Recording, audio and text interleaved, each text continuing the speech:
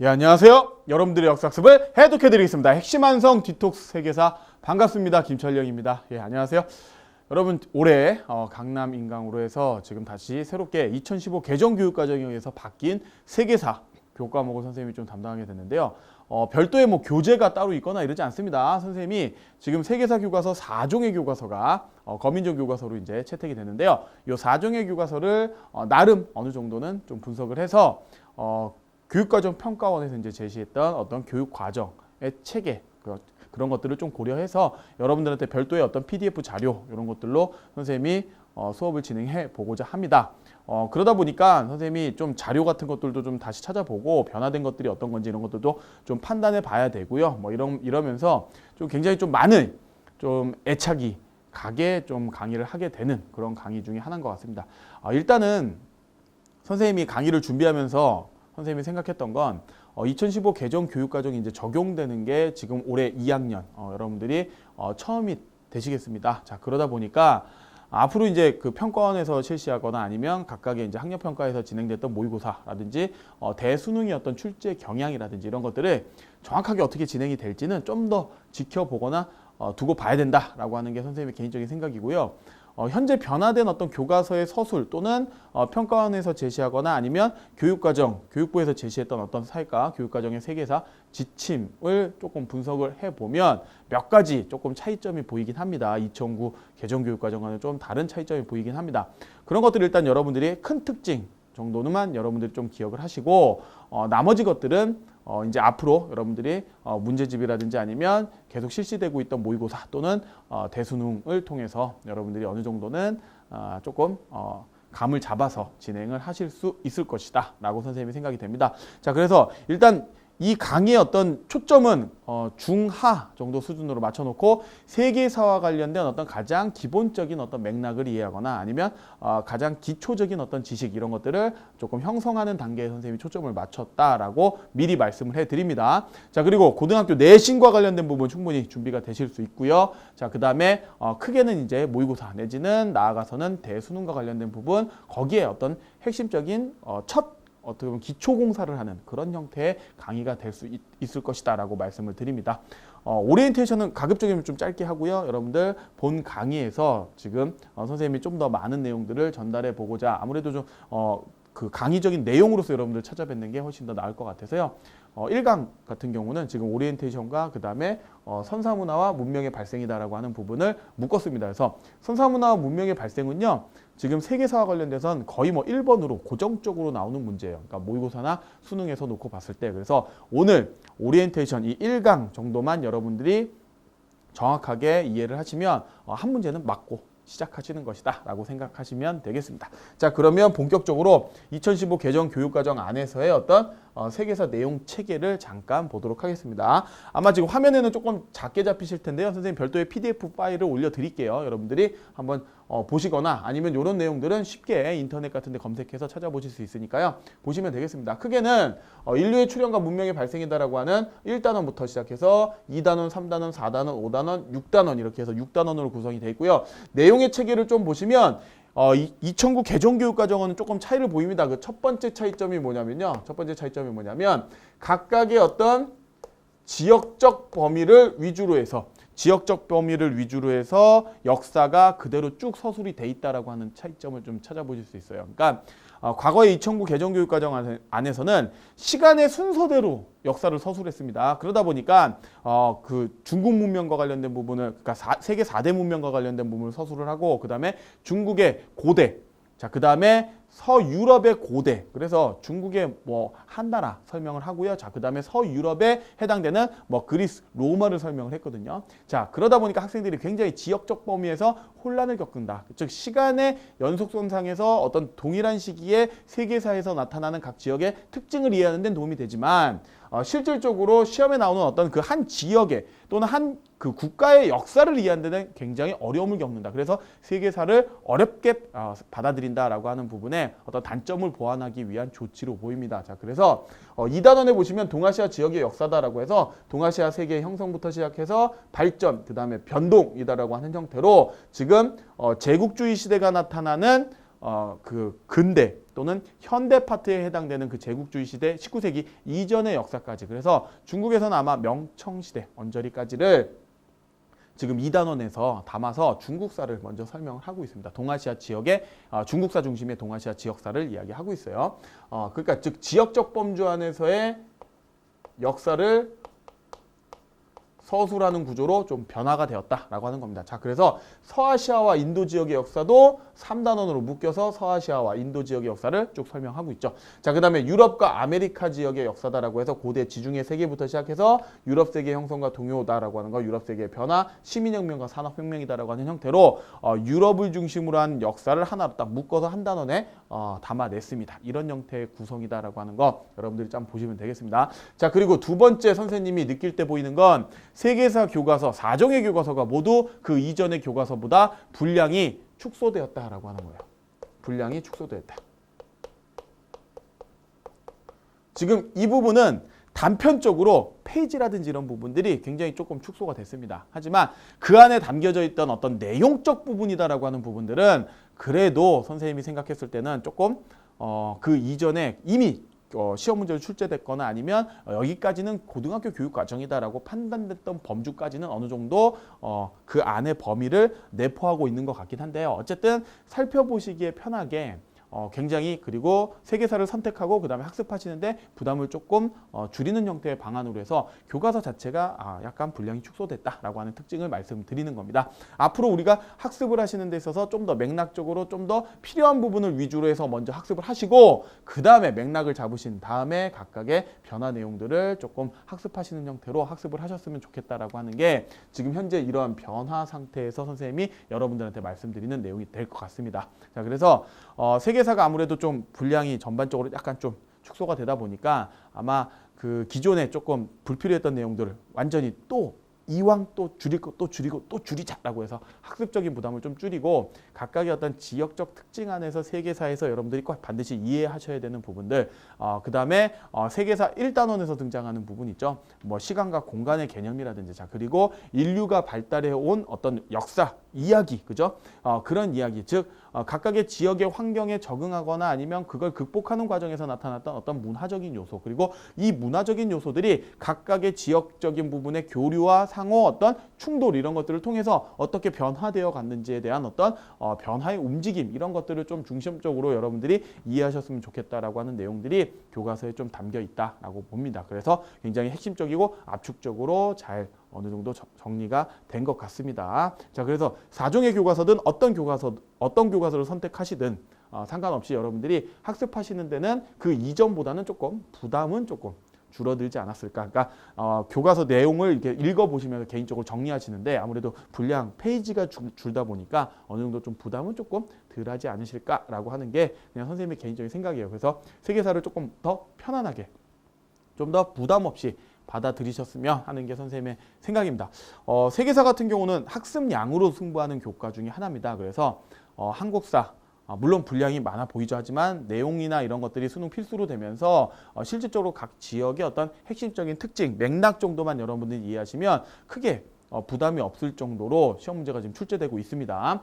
자, 그 다음에 동아시아사 같은 경우는 뭐 처음에 등장할 때부터 테마별로 구성이 돼 있기 때문에 내용적 요소가 그렇게 많지 않아요. 자, 근데 여러분들이 이해하시는데 동아시아의 어떤 지역적 틀을 이해하시는데 굉장히 좀 어려움이 있다라고 하는 부분이고, 그것만 극복하시면 굉장히 좀 쉬운 과목 중에 하나입니다. 하지만 세계사 같은 경우는요, 실질적으로 내신에서도 그렇고요, 그 다음에 수능에서도 그렇고요, 한국사와 동아시아와는 조금 다르게 각각의 어떤 핵심 키워드가 등장했을 때 이건 어느 시대 때 어느 지역이다라고 하는 것까지만 여러분들의 핵심 키워드만 아시면 실질적으로 문제를 푸시는데 그냥 정답이 눈에 보일 정도로 어느 정도 조금 훨씬 더 좀 분량이 많기 때문에 이제 좀 쉽게 나오는 편입니다. 그래서 여러분들이 어느 지역의 어느 국가의 특징이다라고 하는 것만 여러분들이 좀 보시면 아무래도 세계사는 학습하시는 데 있어서 내용적 요소로 굉장히 많이 꼬거나 아니면 굉장히 많은 생각을 하게 하거나 아니면 굉장히 깊이 있는 사고, 이런 것들보다는 조금 그 지역적 특징을 알게 되면 바로바로 문제를 풀 수 있는 형태의 문제가 나오는 게 특징이다라고 하는 걸 미리 말씀드리고요. 그러기 위해선 기존에 기출되었던 내용들을 충분히 정리를 하시고, 그죠? 그 다음에 여러분들 교과서에서 새롭게 등장했던 내용들이나 아니면 교과서의 구성들, 내용 서술들, 요소들 이런 것들을 조금 주목해서 살펴보실 필요성이 있을 것 같습니다. 자, 그래서 선생님이 교과서들을 살펴보고 내용적 요소를 구성해서 선생님이 판서의 형태로 수업을 진행을 하고요. 그 다음에 몇 가지 지도라든지 자료들을 살펴봐야 되는 것들은 나중에 파워포인트 요 화면으로서 여러분들한테 제시해 드리고 마지막으로 정리하는 어떤 문제, 그 문제들은 기존에 기출되었던 어떤 문제들을 중심으로 해서 내용을 한꺼번에 조금 정리해서 이런 형태로 시험 문제화 되는구나 라고 하는 형태로 정리하실 수 있도록 선생님이 준비를 했습니다. 자, 그러면 본격적으로 1강부터 진행해 보도록 하겠습니다. 자, 선사문화와 관련된 내용, 세계사의 개념을 살펴보도록 하죠.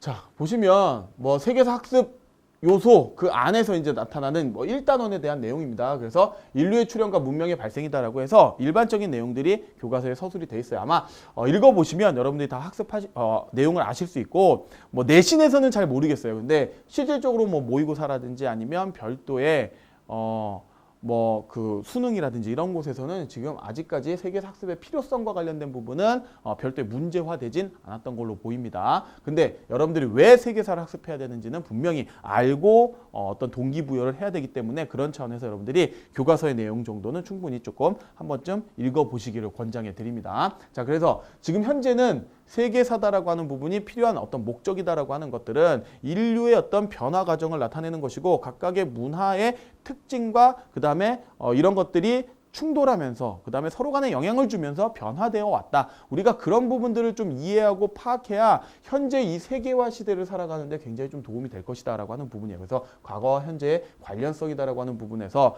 세계사에서 주는 어떤 역사적 교훈성과 그죠? 그 다음에 지금 변동되어 가는 것들을 통해서 우리 문화의 문화 또는 문명만을 강요하는 것이 아니라 다른 지역의 어떤 문화들도 충분히 이해하고 그죠? 그런 것들을 조금 더 바람직하게 받아들일 수 있는 어떤 태도 이런 것들을 함양해서 나아가서는 지구촌 또는 세계화에 적응할 수 있는 어떤 세계 시민으로서의 어떤 성장 이런 것들을 교육에 담기 위한 부분이 있다라고 여러분들이 이해하시면 되겠습니다. 자, 그러면서 이제 인류의 출현과 선사 문화다라고 하는 부분에서 인류의 출현에 대한 이야기가 있습니다. 그래서 실질적으로 우리가 원숭이 단계에서부터 이제 인류의 형태로 발전하게 되는 오스트랄로피테쿠스부터 이야기를 하게 돼요. 자, 그래서 인류의 출현과 관련된 부분. 자, 그 다음에 이제 구석기 시대, 그 다음에 신석기 시대, 그리고 신석기 시대 때 가장 핵심적인 변화, 신석기 혁명이다라고 하는 부분인데 이 부분은 그닥 한국사와 크게 다르지는 않습니다. 여러분들이 아주 간략하게 핵심적인 특징만 이해하시면 될 것 같습니다.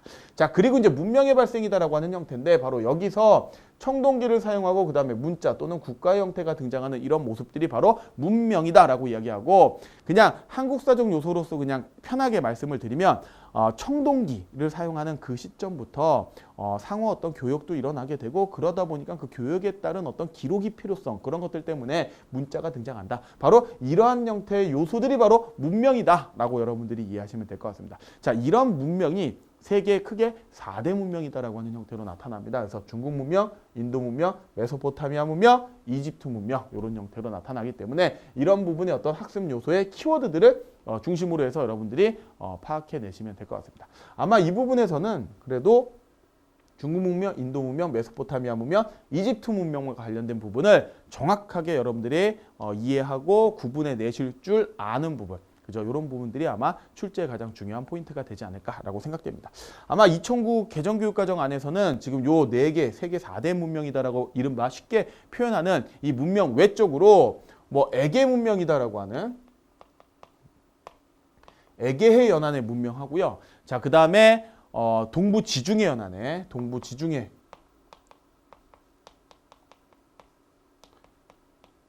연안의 문명까지도 같이 동부 지중해 연안에 성장했던 국가들 이야기까지도 같이 특징으로 담고 있어요. 이런 부분까지도 선생님이 어느 정도는 지금 요 1강에 담아내려고 합니다. 자, 그럼 여기까지 포함해서 한번 내용을 구체적으로 살펴보도록 하겠습니다. 자, 먼저 인류의 출현이다라고 하는 부분부터 선생님이 살펴보도록 하겠습니다.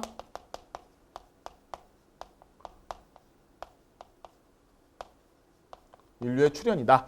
실질적으로 교과서에 나와 있기 때문에 연도를 여러분들이 기억하셔도 어느 정도 도움이 되시겠지만 연도가 정확하게 시험에 나오거나 이러진 않을 거예요. 아마 그 인류의 출현과 그 다음에 발전 과정에서의 어떤 특징점 이런 것들이 아마 키워드가 되지 않을까라고 생각이 됩니다. 자, 보시면 최초의 인류다라고 하는 건 오스트랄로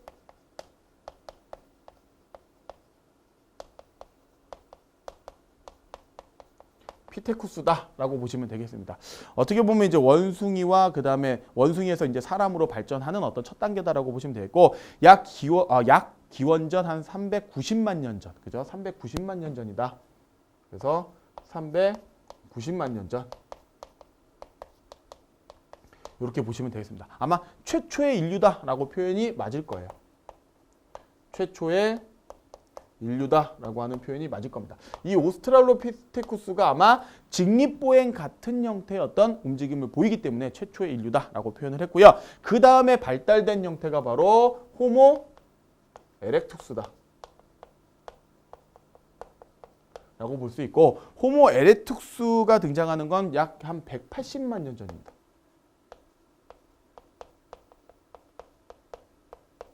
이렇게 보시면 되겠고 호모 에렉투스의 특징이다라고 하는 건 완전한 직립보행이다라고 하는 거예요. 완전한 직립보행의 특징을 보인다라고 보시면 되겠고 아마 이때 당시에 이제 불과 언어를 사용했다라고 하는 특징. 그래서 대표적으로 뭐 자와인이라든지 아니면 베이징인 같은 경우가 조금 대표적인 케이스가 되겠습니다. 자, 그 다음에 이제 등장한 게 호모 네안데르 탈렌시스. 그죠? 호모 네안데르 탈렌시스다라고 하는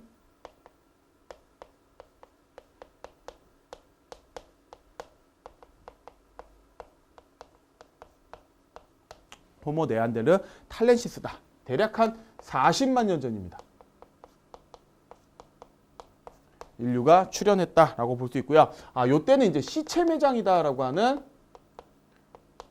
모습을 보입니다. 특징을 보이고 그렇기 때문에 시체를 매장한다는 건 이제 죽은 이후의 세계를 생각한다라고 하는 사후 세계에 대한 어떤 관념이 생겼다라고 볼 수 있습니다. 자, 그리고 이제 그 다음에 바로 호모 사피엔스다라고 하는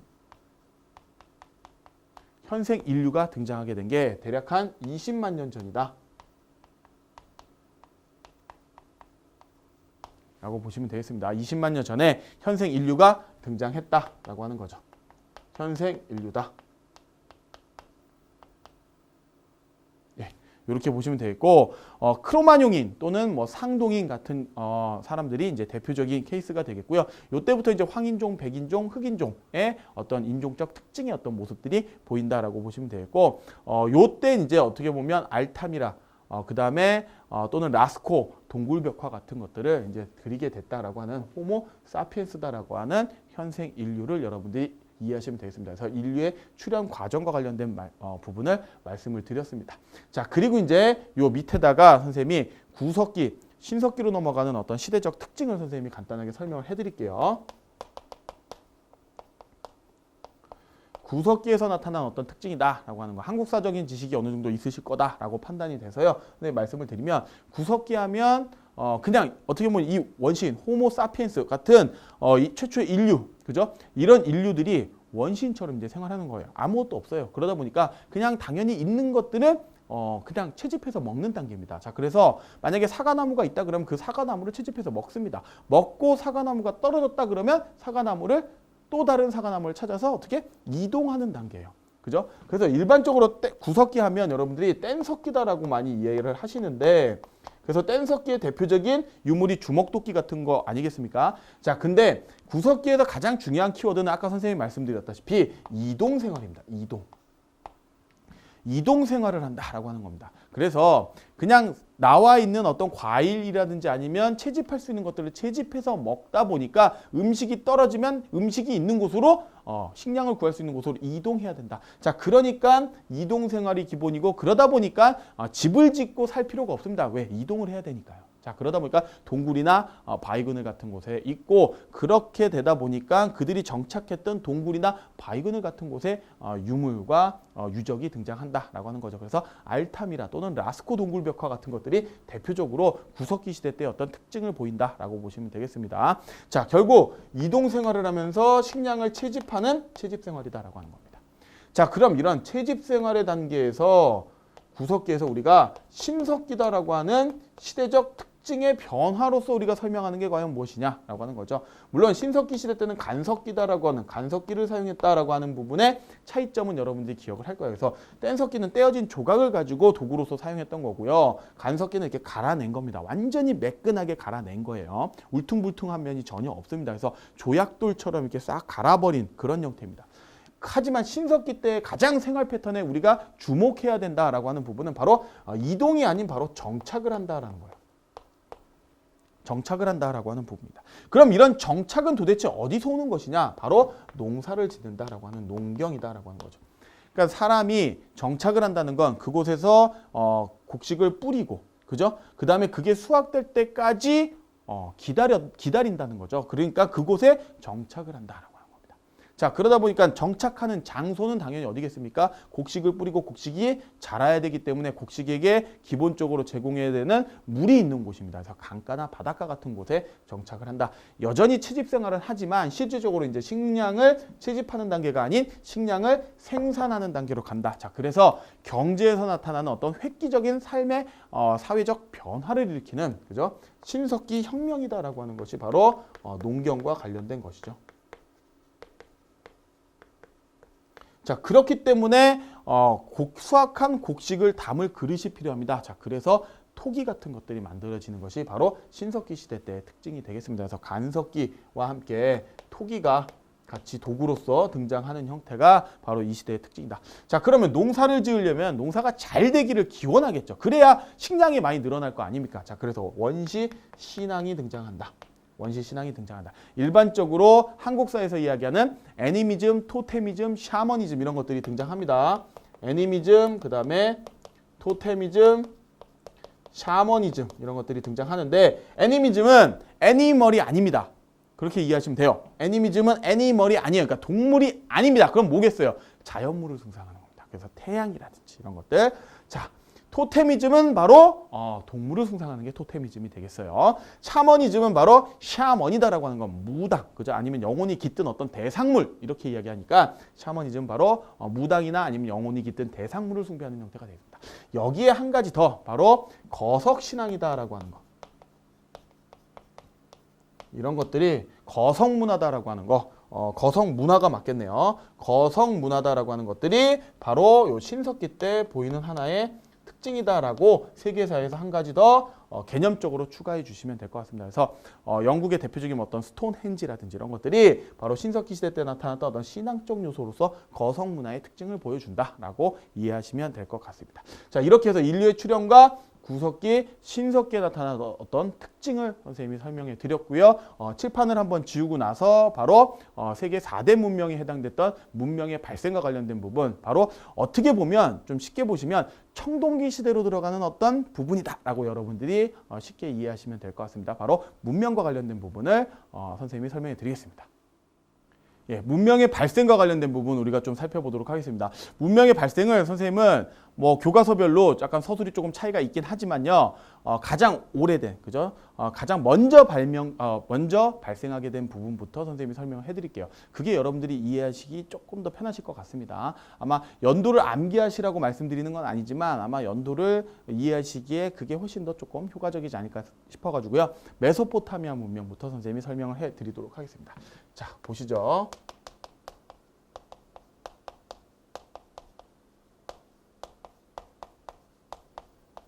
자, 메소포타미아 문명입니다. 메소포타미아 문명이 시작됐다라고 우리가 추측하는 건 기원전 한 3,500년부터 시작했다라고 볼 수 있어요. 그래서 그냥 간단히 BC다라고 하는 표현으로 쓸게요. 3,500년경부터 메소포타미아 지역에서 이제 문명이 발생했다라고 이야기하고 있는데, 그 이유는 비옥한 초승달지대다라고 이야기합니다. 그래서 선생님이 이따가 지도로서 잠깐 보여드릴 텐데, 이쪽은 티그리스 강과 유프라테스 강이다라고 하는 두 개의 강이 흘러가는 굉장히 좀 비옥한 지역입니다. 자, 그래서 인류의 문명이 가장 먼저 발전하지 않았을까 이렇게 이야기하고 있습니다. 그래서 메소포타미아 문명의 특징은 비옥한 초승달 지대다라고 하는 거죠. 자, 그래서 이 지역은 두 강이 흘러가면서 주변이 평평하기 때문에 강이 자주 범람합니다. 그래서 홍수가 굉장히 빈번했다. 그래서 이 물을 어떻게 다스리느냐가 굉장히 좀 중요했다라고 볼 수 있습니다. 그리고 지형적으로 놓고 보시면 이쪽 지역이 굉장히 좀 광활하게 평평하게 돼 있어요. 그래서 굉장히 사방이 탁 트인 형태가 돼 있습니다. 그래서 굉장히 개방적이다라고 하는 특징이 있어요. 지형적 특징이. 자, 개방적이기 때문에 굉장히 좀 비옥한 초승달지대니까 굉장히 좀 비옥한 지역인데 개방적이에요. 그러다 보니까 이쪽 지역을 탐내는 주변에 이민족들이 많아요. 그래서 이민족의 침입이 굉장히 많았다라고 하는 특징이 있습니다. 이민족의 침략이 굉장히 많았다라고 하는 특징이 있다라고 하는 거죠. 자, 그래서 이 지역에 처음 정착한 사람들은 바로 티그리스 강과 유프라테스 강 남쪽 지역에 있는 우르다라고 하는 지역의 도시국가를 형성했던 바로 수메르인들입니다. 수메르인.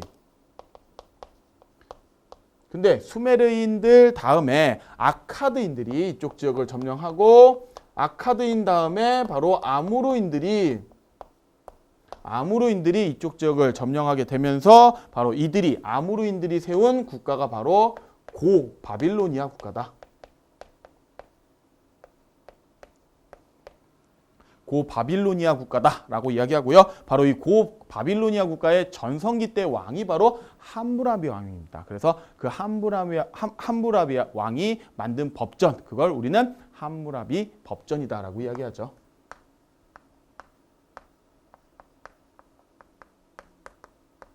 바로 이 법전의 내용에는 바로 그냥 쉽게 이야기하면 보복주의다라고 하는 형태의 눈, 이, 눈에는 눈, 이에는 이 이런 형태의 내용이 기록되어 있고 어떻게 보면 역사에서 봤을 때 가장 어떤 그 유물적 증거로서 이제 나타나 있는 좀 굉장히 오래된 그죠?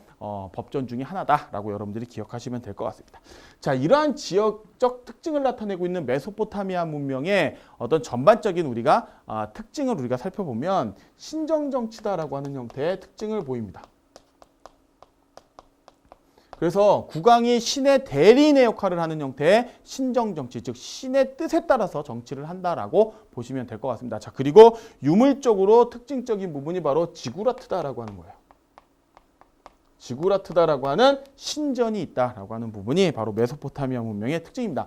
자, 그리고 요 메소포타미아 문명은 개방적이고 지금 현재 삶을 살아가는 것이 굉장히 어떻게 보면 중요한 목적을 띠고 있습니다. 자, 그래서 현세적인 어떤 특징을 갖고 있어요.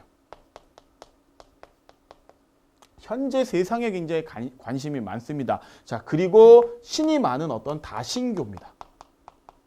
그래서 이 현세적인 어떤 다신교의 특징을 보여주는 대표적인 유물적 증거가 바로 길가메시 서사시가 되겠어요.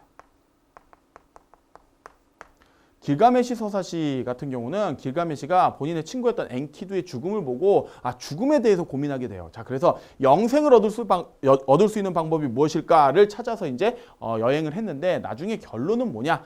결국 인간은 죽는다. 그래서 앞으로 지금 살고 있는 이 상황에서 우리가 잘 즐겨보자라고 하는 현세적인 어떤 특징이 보인다라고 여러분들이 보시면 되겠습니다. 자, 그 다음에 점성술. 자, 그 다음에 천문학 이런 것들에 관심이 많았다. 천문학의 경우는 날씨라든지 이런 것들의 날씨 같은 것들을 좀 판단해가지고요 농사 짓는 데 있어서 굉장히 좀 도움을 얻을 수 있다라고 하는 부분이죠. 자, 이때 대표적인 어떤 천문학을 통해 가지고 만들었던 어떤 달력이다라고 하는 게 태음력이다라고 하는 거예요.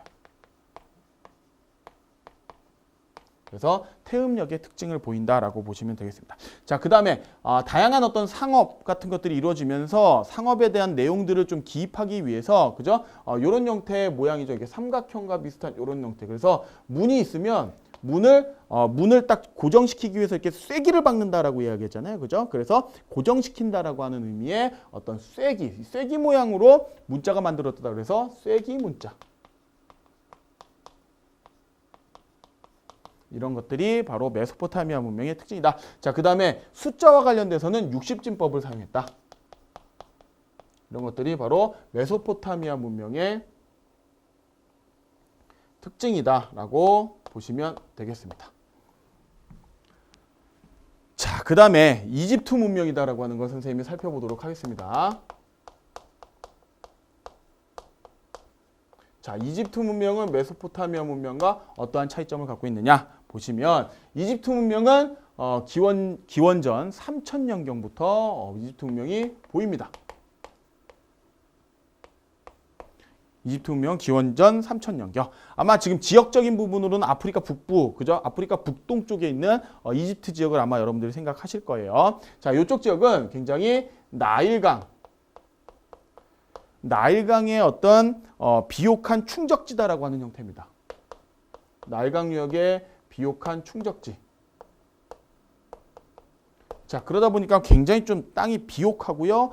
생산량이라든지 이런 것들이 좀 상당히 많습니다. 하지만 지형적으로 놓고 보면 이따가 또 지도에서 확인하시겠지만 북쪽으로는 지중해가 있고요. 그 다음에 남쪽으로 서쪽으로는 사막이 있습니다. 그 다음에 남쪽으로도 막혀 있고요. 그 다음에 동쪽으로도 홍해가 이렇게 있는 형태로 어떻게 보면 좀 굉장히 좀 폐쇄적입니다. 그래서 지형적으로 굉장히 폐쇄적이다.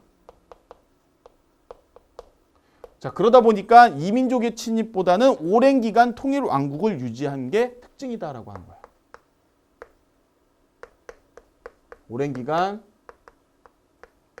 통일 왕국을 유지할 수 있었다라고 하는 게 하나의 특징이 됩니다. 그래서 결국 나중에 기원전 6세기 말에 페르시아의 침입에 의해 가지고 결국 이때 침략당하기 전까지 굉장히 오랜 기간 고왕국, 중왕국, 신왕국이다라고 하는 형태의 어떤 국가적 체제를 유지하고 있었다라고 하는 게 바로 이집트 문명의 특징입니다. 그래서 고왕국, 중왕국, 신왕국의 형태의 국가적 특징을 나타내는 게 바로 이집트 문명의 특징이다라고 하는 겁니다. 이집트도 역시 메소포타미아 문명과 같이 신정정치를 진행합니다. 자, 그리고 전제정치다라고 하는 형태로 실질적으로 태양신 라의 아들이다라고 하는 형태의 파라오가 전제정치를 유지하고 있는 것이죠. 자, 그래서 전제정치 바로 태양신 라의 아들이다라고 하는 파라오를 중심으로 한 전제정치를 유지했다. 자, 그리고 이집트 하면 이제 미라다라고 하는 형태가 유명하죠. 그 미라다라고 해서 시체를 그저 오랜 동안 부패하지 않도록 해서 이렇게 할 수 있다라고 하는 것 자체가 당시 어떤 의학의 기술 이런 것들을 우리가 살펴볼 수 있다라고 하는 거죠. 자, 그리고 이집트 문명 같은 경우는 굉장히 폐쇄적인 지형으로서 오랜 기간 통일왕국을 유지하고 현재의 삶 자체가 굉장히 어떻게 보면 메소포타미아 문명에 비해서는 굉장히 좀 행복합니다. 그죠? 그리고 어느 정도는 조금 손쉽게 수확할 수 있는 부분, 그리고 그 다음에 현실의 어떤 삶 자체가 메소포타미아 문명보다 그닥 어렵지 않아요. 자, 그러다 보니까 이제 죽은 이후 사후 세계에 대한 관심이 굉장히 많습니다. 그래서 내세적이다라는 표현이 있어요. 죽은 이후의 세계에 대한 관심이 굉장히 많습니다. 자, 그리고 신은 굉장히 많이 있는 다신교. 그래서 이 내세적이다라고 하는 특징을 나타내는 대표적인 유물이 바로 죽은 자를 위한 사후 세계의 안내서다라고 하는 형태의 사자의 서다라고 하는 것들이 대표적인 유물이 되겠죠. 유물적 증거가 되겠습니다. 그래서 메소포타미아 문명의 현세적인 특징과는 다르게 이집트 문명 굉장히 내세적인 특징을 갖고 있다라고 보시면 되겠습니다. 또 대표적인 유물은 피라미드죠. 피라미드다라고 하는 대표적인 유물. 자, 그 다음에 천문에도 굉장히 관심이 많아서 태양력을 사용했다라고 하는 부분, 그 다음에 측량술 이런 것들도 굉장히 발달합니다. 자, 그 다음에 이집트 지역에서는 글을 쓰기 위해서, 기록을 남기기 위해서 종이를 만드는데 바로 파피루스 종이. 자, 그 다음에 수학적으로는 십진법. 자, 그리고 글자 같은 경우는 어떤 그림, 그죠? 생긴 모양을 그대로 이제 형상화시켰다라고 하는 상형 문자. 이런 것들이 이집트 문명의 특징이다라고 보시면 되겠습니다. 바로 이러한 형태의 내용들이 이집트 문명의 특징이다라고 보시면 되겠네요. 자, 그리고 이제 이쪽으로 오셔서 인도 문명과 관련된 부분 선생님이 설명을 해드리겠습니다.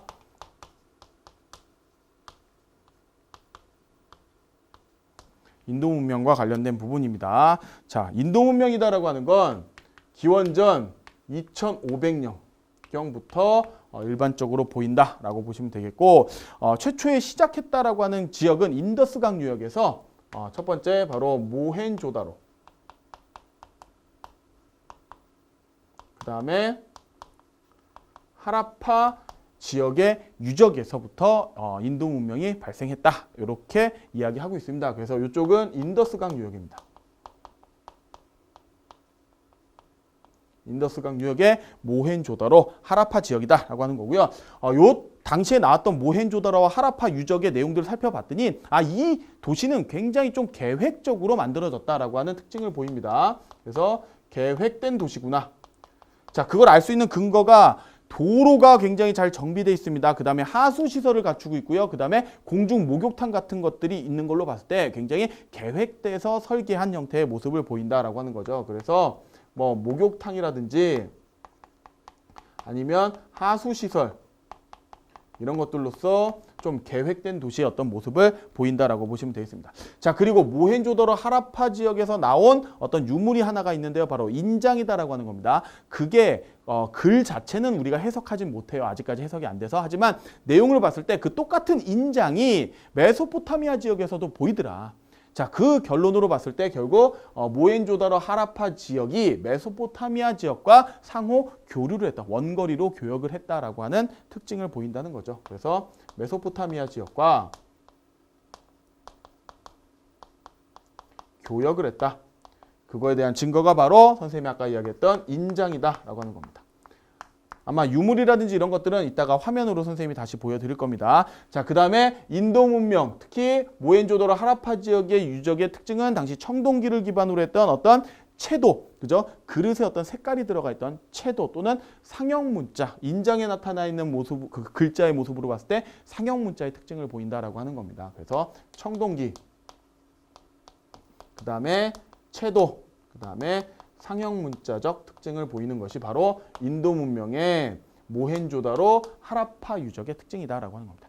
자, 그러다가 이제 시간이 좀 지나면서 대략 한 기원전 1500년쯤 됐을 때 북쪽에서 아리아인들이 내려오게 돼요. 인더스강 유역으로요. 그래서 두 번째 아리아인들의 이동에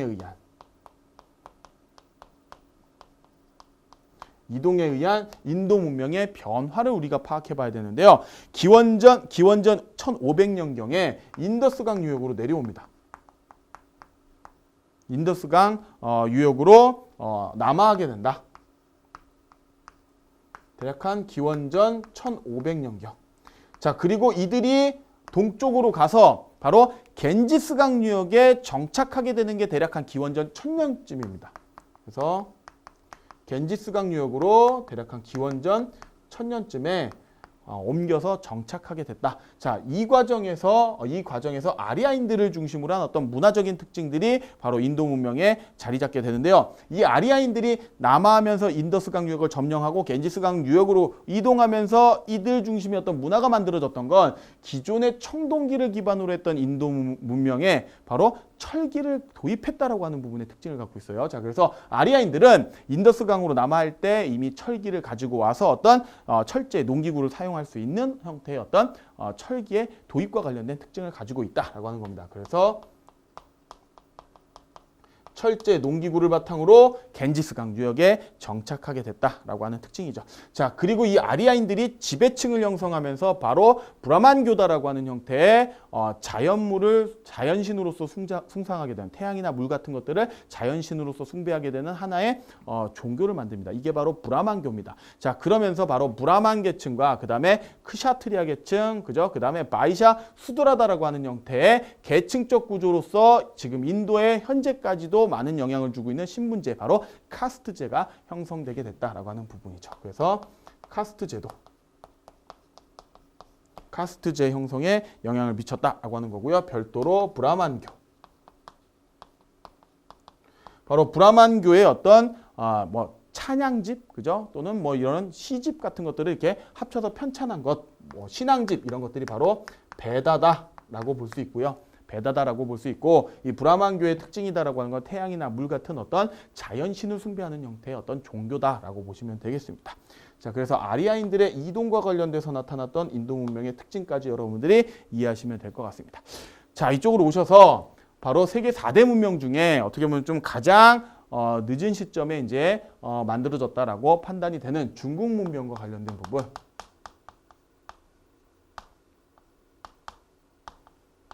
살펴보도록 하겠습니다. 중국 문명은 일반적으로 기원전 2000년 언저리 뭐 요때부터 일반적으로 살펴보고 있습니다. 중국 문명 같은 경우는 그 이전에 뭐 그 이전에 어떤 뭐 이야기 신석기 문명이라든지 뭐 이런 것들이 신석기 문화 같은 것들이 이야기하지만 실질적으로 어떤 국가적인 차원에서 문명이다라고 하는 것이 등장하는 건 유물적 증거로 아직까지 뭐 확정되진 않았습니다. 하지만 그 한나라 시대 때 썼던 사마천의 사기다라고 하는 책에서 언급하고 있기 때문에 그냥 일반적으로 문헌상에 존재하는 국가다라고 하는 형태로 하나라부터 시작합니다. 하왕조. 그래서 하왕조다라고 하는 건 문헌 최초의 어떤 왕조다라고 하는 특징을 갖고 있어요. 문헌상에 보이는 최초의 왕조다 라고 보시면 되겠고, 아마 지금 현재 이리두 문명이다라고 하는 부분, 이리두 유적이다라고 하는 거, 이리두 유적이다라고 하는 게 아마 하왕조이지 않을까라고 지금 추정하고 있는 단계다라고 하는 겁니다. 자, 그리고 이제 그 다음에 이제 등장했던 왕조가 바로 상왕조입니다. 상왕조의 마지막 수도가 바로 은허다라고 하는 곳입니다. 그래서 은허에서 이름을 가지고 와서 은나라다라고도 불리는 곳이 바로 상왕조입니다. 그래서 은나라다라고 불렸던 왕조가 바로 상왕조입니다. 상왕조의 어떤 특징을 우리가 잘 살펴보려면 바로 상왕조의 마지막 수도였던 그 은이다라고 하는 지역의 어떤 이것을 우리가 조금 살펴봐야 되는데요. 그 지역을 바로 은허다라고 이야기해요. 그래서 은허가 바로 마지막 수도였고, 바로 이 은허터에서 우리가 살펴봤던 어떤 상왕조의 어떤 구체적인 특징적인 내용은 청동기를 기반으로 하고 있다 라고 하는 부분의 특징과, 그죠? 요때 지배자의 무덤에 많은 사람들을 같이 이제 묻어버리는, 그죠? 그러니까 지배자를 모시고 있던 신하들을 같이 묻어버리는 형태의 어떤 순장의 풍습을 우리가 볼 수 있다라고 하는 거예요. 그래서 순장의 풍습을 찾아볼 수 있다라고 하는 게 하나의 특징이 되겠습니다. 자, 그리고 이 상왕조가 실존하는 왕조다라고 하는 형태가 바로 은허다라고 하는 유적지로서 우리가 증명이 되지만, 그것과 함께 바로 1900년대쯤 발견되게 됐던 갑골문이다라고 하는 갑골문자 속에서 우리가 상왕조의 실존을 파악해 볼 수 있다라고 하는 거예요. 그래서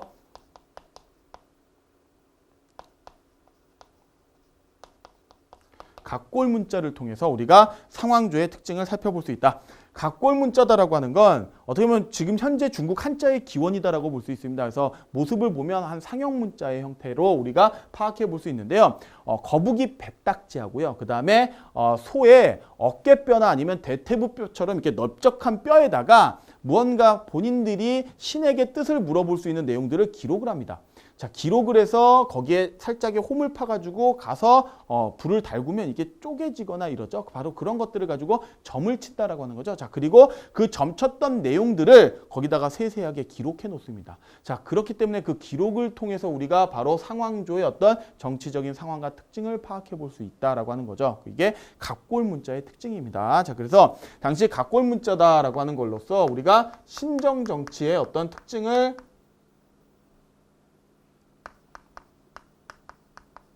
파악해 볼 수 있고, 이러한 어떤 선생님이 이야기했던 어떤 의식, 그죠? 그러니까 거북이의 배딱지나 아니면 소의 어깨뼈 또는 대퇴부뼈에다가 무언가 본인들이 신에게 물어보고자 하는 내용들을 기록합니다. 기록하고 그런 어떤 신에게 물어보는 제사 의식 같은 것들을 전문적으로 전담하는 사람을 정인이다라고 이야기해요.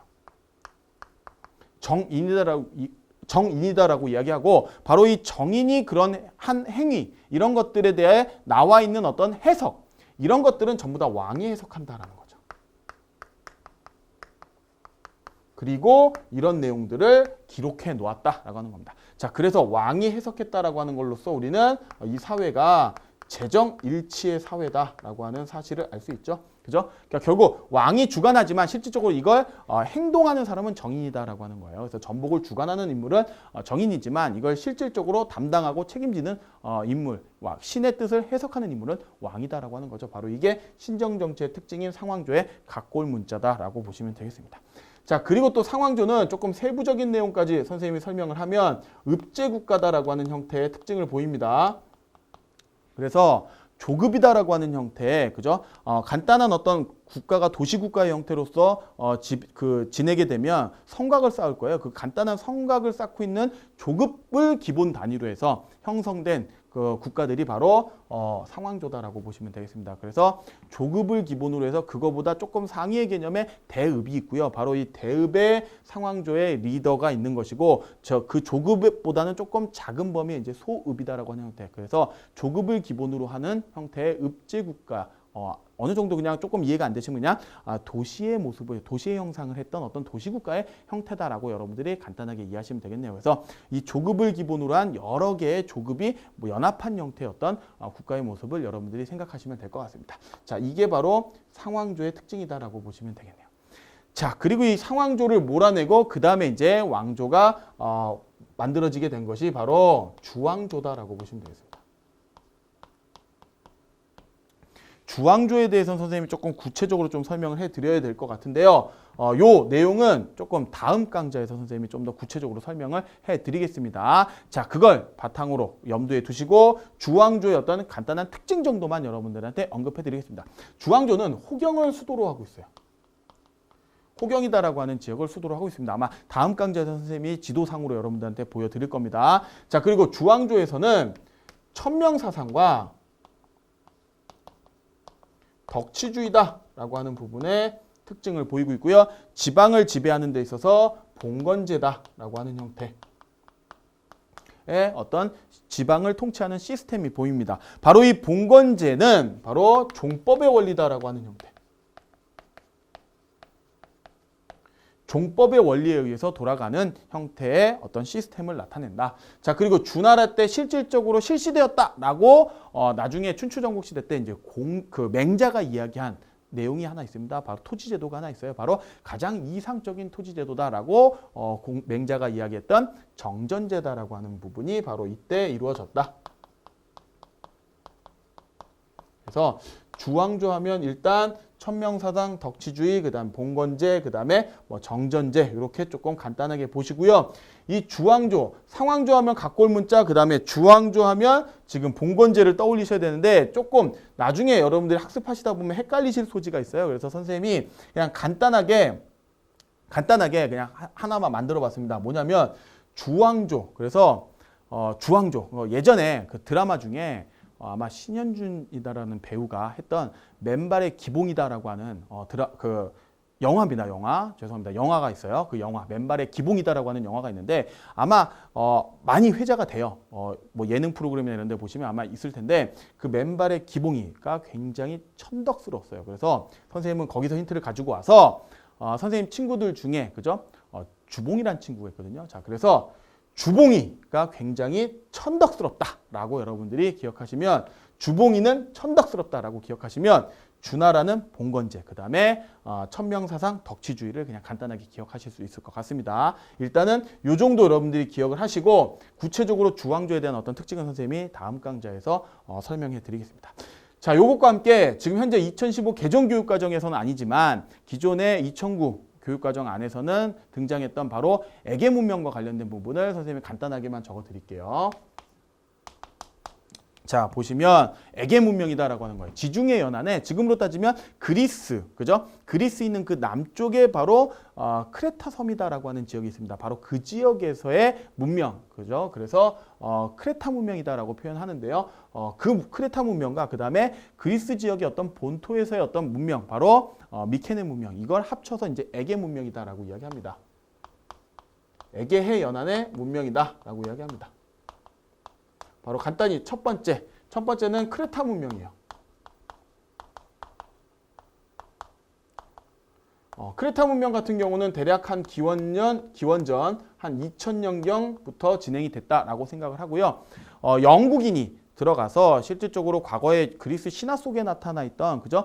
미노타우루스다라고 하는 그죠? 얼굴은 황소고요, 몸은 사람 같은 그죠? 미노타우루스의 어떤 신화 속에서 나타났던 그 미궁을 발견하게 되면서부터 이게 하나의 문명이구나라고 하는 것들이 실존으로 이제 증명이 되게 됐던 부분이 바로 요 크레타 문명이다라고 보시면 되겠습니다. 자, 그래서 그 그리스 지역 남쪽에 있던 크레타 섬 지역에서 나타났던 크레타 문명. 자, 그래서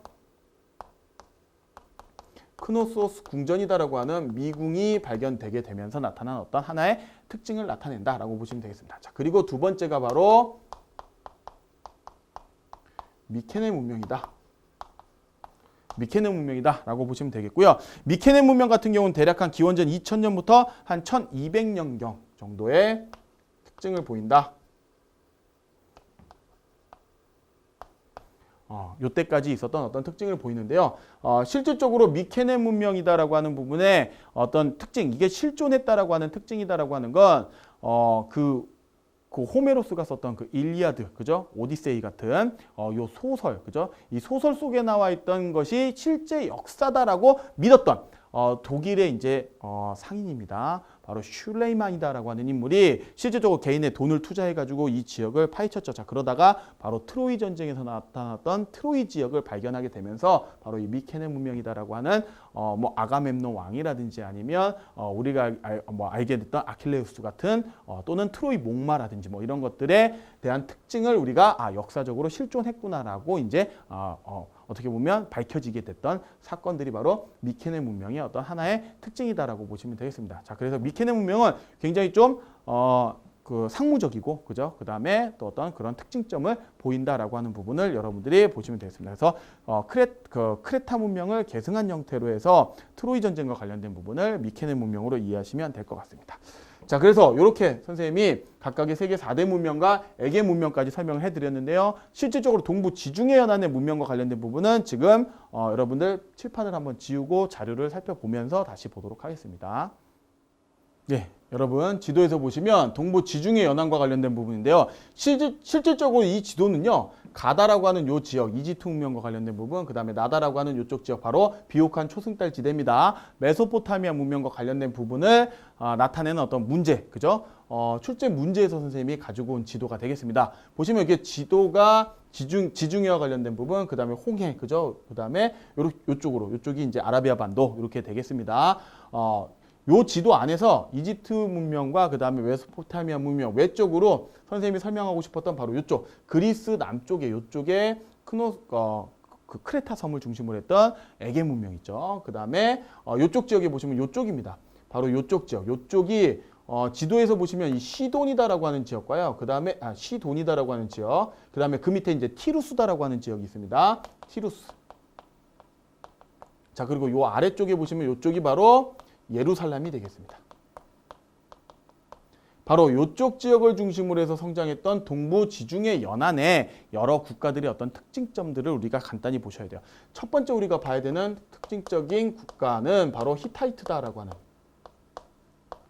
바로 이 히타이트가 성했던 시대는 바로 기원전 2000년부터 한 1200년 정도 이야기합니다. 그래서 기원전 2000년부터 1200년 정도인데 최초로, 그죠? 최초로 철기, 그죠? 철제 무기를 전파해 줬다. 뭐 이런 식의 어떤 특징을 가지고 있어요. 철제 무기와 그 다음에 뭐 전차들을 전파해 줬다라고 하는 민족적 특징이 있다라고 하는 겁니다. 자, 그리고 두 번째 바로 시돈과 티루스다라고 하는 이쪽 지역을 중심으로 해서 성장했던 바로 민족이 바로 페니키아다라고 하는. 페니키아다라고 하는 민족이고요. 페니키아는 대략 한 기원전 12세기, 그죠? 12세기부터 한 9세기 정도까지 우리가 기록에서 확인이 가능합니다. 9세기 정도까지 기록에서 확인이 가능하다라고 하는 거고요. 지역적 특징은 시돈과 그 다음에 티루스라고 라고 보시면 되겠고, 이 페니키아인들은 대표적인 해상민족입니다. 해상민족이기 때문에 이들은 요 시돈과 티루스다라고 하는 지역을 중심으로 해서 지중해를 끼고 바깥으로 나아갔어요. 자, 그래서 아프리카 북쪽 지역을 장악해서 그쪽 지역에 식민 도시를 만듭니다. 바로 그 식민 도시의 이름이 바로 카르타고다라고 하는 식민 도시죠. 카르타고다라고 하는 식민 도시를 건설을 했고, 그 다음에 페니키아인들이 만든 문자, 바로 그게 표음문자입니다. 대표적으로 표음문자. 바로 이 표음문자가 지금의 알파벳의 기원이다라고 보시면 되겠어요. 자, 그래서 뭐 영어라든지 아니면 그리스, 그죠? 그 다음에 뭐 로마, 그죠? 그 다음에 영어 같은 이 알파벳의 기원이 되는 표문자적 특징을, 문화적 유산을 남겨뒀던 페니키아인들, 여러분들 기억하셔야 되겠죠. 자, 그 다음에 세 번째로 여러분들이 조금 기억하셔야 되는 민족이 바로 헤브라이 민족입니다. 헤브라이 민족. 바로 이 이집트 예루살렘을 지역으로 해서 지금 현재 이쪽 지역이 어떻게 보면 좀 평화롭다라고 이야기했던, 아마 지금은 가장 어떻게 보면 좀 분쟁 지역 중에 하나입니다. 바로 팔레스타인 지역입니다. 자, 이쪽 지역인데요. 과거 이집트 지역에 어떻게 보면 식민 형태로 있었던 바로 이 민족이, 그죠? 헤브라이 민족이 모세의 인도를 따라 가지고 바로 우리가 알고 있는 이 홍해의 기적을 통해서 바로 이쪽 연안, 바로 가나안 지역이다라고 하는 지역, 그죠? 바로 지금의 현재 팔레스타인 지역이었던 가나안 지역에 대략 한 기원전 11세기 정도에 이제 정착을 하게 됩니다. 이쪽 지역에 정착을 하고요. 바로 이쪽 지역에 다윗이라든지 아니면 그 다윗이라든지 솔로몬 같은 그 예루살렘 왕국 속에서의 어떤 유명한 왕들도 등장하죠. 아마 성경에서 확인할 수 있는 그런 왕들이 될 겁니다. 자, 그러다가 이스라엘과, 그죠? 유대로 분열이 됩니다. 자, 그 상태에서 이스라엘은 나중에 아시리아에게 정복당하고요. 바로 이 유대다라고 하는 국가는 나중에 신바빌로니아 국가에 정복을 당하고, 그때 그 유대 사람들이 바로 신바빌로니아 국가의 수도였던 바빌론으로 전부 다 이렇게 잡혀가죠. 그걸 우리는 뭐라고 하느냐? 그 유명한 바빌론 유수다라고 표현하는 거죠. 자, 그때 이제 신바빌로니아 왕국의 왕이 바로 네부카드네자르 2세다라고 하는 겁니다. 자, 그래서 헤브라이 민족이다라고 하는 어떤 특징, 바로 이집트의 어떤 그 핍박으로부터 벗어나서 이스라엘 왕국을 건설했다. 기원전 11세기 정도가 되겠고요. 뭐 가나안 지방이다 라고 여러분들이 보시면 되겠습니다. 자, 그리고 헤브라이 민족 하면 우리가 떠오르는, 그죠? 성경에서 확인할 수 있던 유일신 사상, 그죠? 그러니까 유대교를 중심으로 했던 유일신 사상이죠. 십계명에서 우리가 확인할 수 있다시피 유일신 사상이다라고 하는 거고, 바로 이 유일신 신앙이, 헤브라이 민족의 유대교다라고 하는 유일신 신앙이 그 이후에 우리가 세계사적으로 기억할 때 서유럽에 굉장히 중요하게 판단해야 되는 하나의 종교적인 특징을 나타냈던 하나의 종교입니다. 바로 크리스트교와, 그죠? 그 다음에 나중에는 이제 이슬람교까지 영향을 미친다라고 하는 거죠. 그래서 크리스트교와 이슬람교의 영향을 미치게 됐다라고 하는 거죠. 자, 그래서 이 종교적인 어떤 특징으로서 우리가 헤브라이 민족을 우리가 반드시 좀 기억해 주실 필요성이 있다라고 하는 걸 말씀드립니다. 자, 그리고 이제 자료들을 조금 구체적으로 살펴보도록 하죠.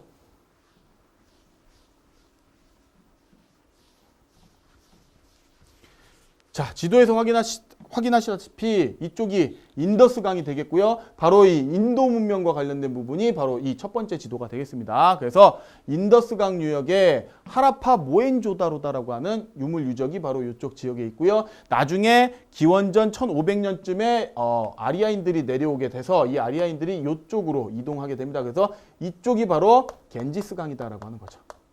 그래서 이쪽 연안에 정착하게 되는 게 바로 기원전 1000년 언저리, 그죠? 요때쯤 정착합니다. 철제 농기구를 사용할 수 있는 어떤 철기를 사용할 수 있는 문명을 보유하고 있는 바로 인도 문명의 특징을 지도에서 확인하실 수 있고요.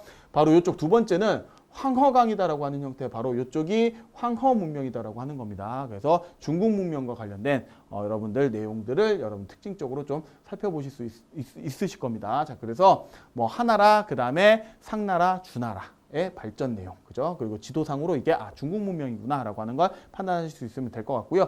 바로 이쪽 나일강이다라고 하는 게 들어가 있고 홍해다라고 하는 바로 이쪽 지역은 우리가 알다시피 여러분 이집트 문명이 어떤 특징을 보인다라고 하는 거죠. 그래서 이집트 문명과 관련된 지도다라고 보시면 되겠고 바로 이쪽에 유프라테스강, 그다음에 티그리스강이 흘러가죠. 바로 이쪽 남쪽에 보시면 하류 지역에 바로 우루다라고 하는 지역, 그다음에 여기보다 조금 북쪽에 보시면 이제 바빌론이다라고 하는 지역이 있어요. 바로 이런 형태가 바로 메소포타미아 문명의 특징적인 어떤 내용입니다. 그리고 요 강을 따라서 이렇게 돼 있는 모습이 바로 비옥한 초승달 모양이다라고 해서 비옥한 초승달 지대 이렇게 이야기하고 있죠. 자, 지도적인 특징으로 세계 4대 문명의 어떤 특징을 반드시 기억하시기 바랍니다. 자, 그 다음에 유물적인 특징으로서 선생님이 간단하게 보여드리면 자, 첫 번째 자료는 말씀 안 드려도 아실 겁니다. 이게 이집트 문명의 특징이죠. 바로 스핑크스, 그 다음에 피라미드 이렇게 보시면 되겠고 여기는 바로 인도 문명에서 등장했던 인장입니다. 바로 여기 나와 있던 이 문자가 지금까지 상형 문자, 그림 문자, 상형 문자인데 해석이 안 됐다라고 보시면 되겠고요. 요 인장이 바로 메소포타미아 지역에서도 발굴되는 걸로 봤을 때 상호 교역이 있었다. 이렇게 추정을 하는 거죠. 자, 그다음에 이게 바로 그 유명한 갑골 문자입니다. 상나라 하면 떠오르는 신정정치 갑골 문자 여러분들 기억하시고 요게 바로 메소포타미아 문명의 쐐기 문자가 되겠습니다. 쐐기 문자. 자, 그리고 요게 바로 메소포타미아 문명의 그죠? 신정정치의 특징을 나타냈던 신전 바로 지구라트다라고 보시면 되겠네요. 자, 탐구 자료입니다. 함무라비 법과 그 다음에 바빌로니아 사회다라고 하는 거죠. 자, 그래서 내용을 보시면 남을 사형에 처해야 한다고 고발한 자가 증거를 제시하지 못하면 사형에 처한다라고 하는 거죠. 그러니까 아들이 아버지를 때리면 아들의 손을 자른다라고 하는 거, 그죠? 부실하게 지은 집이 무너져 집주인이 죽으면 건축가를 사형시킨다라고 하는 형태로 어떻게 보면 눈에는 눈, 이에는 이 같이 보복주의가 반영이 돼 있는 형태의 어떤 법전 체계를 여러분들이 확인하실 수 있을 것 같습니다.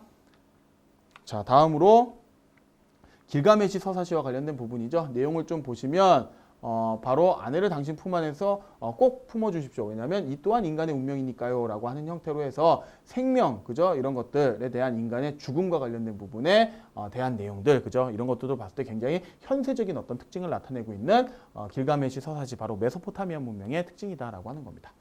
자, 기출문제로서 한번 오늘 학습했던 내용들을 조금 정리해 보도록 하겠습니다. 보시면 가나 유물이 처음 제작된 시기에 사회 모습으로 오른 것은 무엇이냐? 가는 뗀석기, 그죠? 주먹도끼의 대표적인 거니까 구석기 시대다라고 하는 거고요. 나는 요게 갈판과 갈돌입니다. 그래서 갈았다라고 하는 가는 거 바로 신석기 시대 때 대표적인 유물이다라고 놓고 보시면 되겠습니다. 그러면 구석기는 식량 저장을 위해 토기를 이용하였다. 이건 신석기의 특징이 되겠죠, 그죠?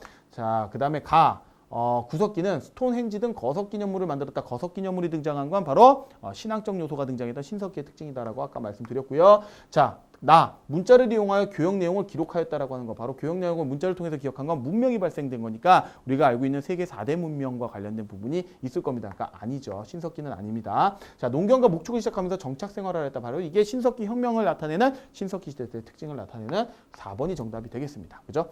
가나 옷을 짜 입기 위해 배틀을 사용하였다라고 하는 건데, 그죠? 요건 배틀 사용이다라는 그 한참 이유죠. 그죠? 정답은 4번이 되겠네요. 자, 다음 문제 보도록 하죠.